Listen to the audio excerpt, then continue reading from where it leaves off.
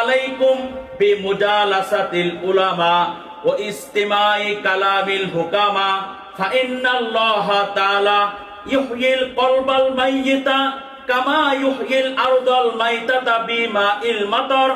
আল্লাহ রাসূল বলেন, আমার উম্মতেরা দুইটি আমলকে তোমরা আঁকড়ে ধরো, তোমরা আবশ্যক করে নাও।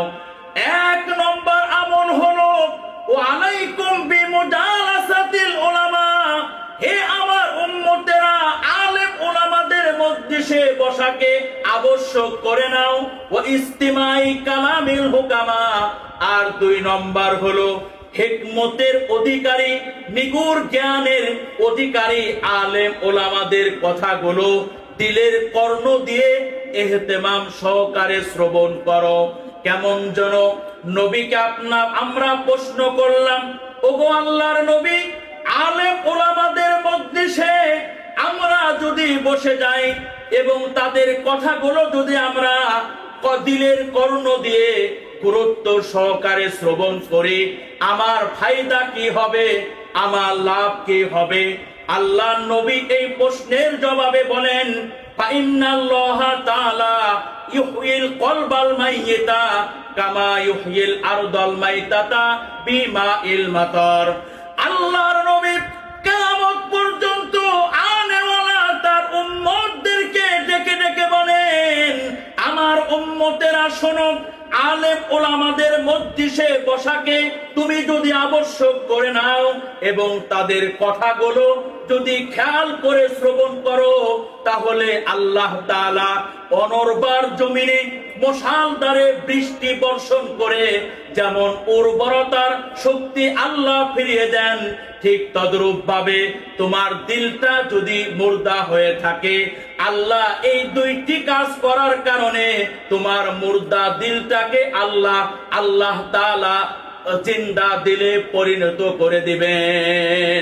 প্রখ্যাত পয়গম্বর ঈসা আলাইহিস সালাম তিনিও বলছেন, জালিসু মান তুযাক্কিরুকুম বিল্লাহি রুয়াতুহু ওয়া মান ইয়াজিদু ফি ইলমিকুম মানতিকুহু ওয়া মান ইরাগিবুকুম ফিল আখিরাতি আমালুহু।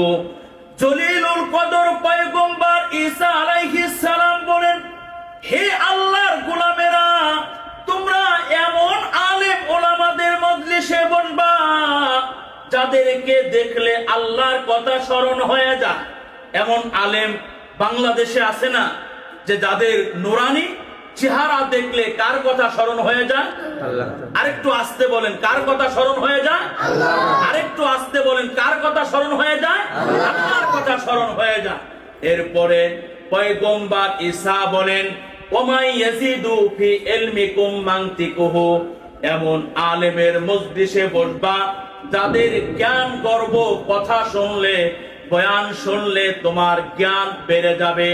ওমাই ইউরাগিবুকুম ফিল আখিরাতি আমালুহু, যার আমল দেখলে, যার এক একটা সিজদা দেখলে, যার এক একটা রুকু দেখলে, যার এক একটা নেক আমল দেখলে তোমার হৃদয়ে আমলি ব্যাটারির চার্জ হয়ে যাবে, আমল করার আগ্রহ এবং যোগসুখ তৈরি হবে। পয়গম্বর ঈসা বলেন, এমন আলেমের মজলিসে তোমরা বেশি বেশি বসবা।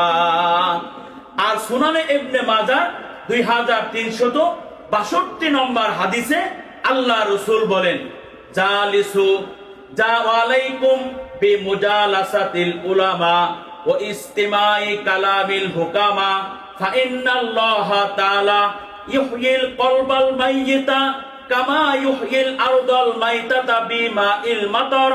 আল্লাহ রাসূল বলেন, আমার উম্মতেরা দুইটি আমলকে তোমরা আঁকড়ে ধরো, তোমরা আবশ্যক করে নাও। এক নম্বর আমল হলো ওয়া আলাইকুম বিমুজালাসাতিল উলামা, হে আমার উম্মতেরা আলেম উলামাদের মজলিসে বসাকে আবশ্যক করে নাও। ওয়া ইস্তিমাই কালামিল হুকামা, আর দুই নম্বর হলো হিকমতের অধিকারী, নিগুর জ্ঞানের অধিকারী আলেম ওলামাদের কথাগুলো দিলের কর্ণ দিয়ে ইহতিমাম সহকারে শ্রবণ করো। কেমন যেন নবীকে আমরা প্রশ্ন করলাম, ওগো আল্লাহর নবী, আলেম ওলামাদের মজলিসে আমরা যদি বসে যাই এবং তাদের কথাগুলো যদি আমরা দিলের কর্ণ দিয়ে গুরুত্ব সহকারে শ্রবণ করি, আমার ফায়দা কি হবে, আমার লাভ কি হবে? আল্লাহ নবী এই প্রশ্নের জবাবে বলেন, ফাইন্নাল্লাহা তাআলা ইউহয়িল কলবাল মাইয়িতা কামা ইউহয়িল আরদাল মাইতাতা বিমাইল মাতার। আল্লাহর নবী কিয়ামত পর্যন্ত আনেওয়ালা তার উম্মতদেরকে ডেকে ডেকে বলেন, আমার উম্মতেরা শোনো, আলেম ওলামাদের মজলিসে বসাকে তুমি যদি আবশ্যক করে নাও এবং তাদের কথাগুলো যদি খেয়াল করে শ্রবণ করো, তাহলে আল্লাহ তাআলা অনর্বর জমিনে মশাল দ্বারে বৃষ্টি বর্ষণ করে যেমন উর্বরতার শক্তি আল্লাহ ফিরিয়ে দেন, ঠিক তদ্রূপ ভাবে তোমার দিলটা যদি মুর্দা হয়ে থাকে, আল্লাহ এই দুইটি কাজ করার কারণে তোমার মুর্দা দিলটাকে আল্লাহ তাআলা জিন্দা দিলে পরিণত করে দিবেন। আলেম ওলামাদের মজলিসে বসলে মুর্দা দিলটা কি হয়ে যাবে? জিন্দা হয়ে যাবে।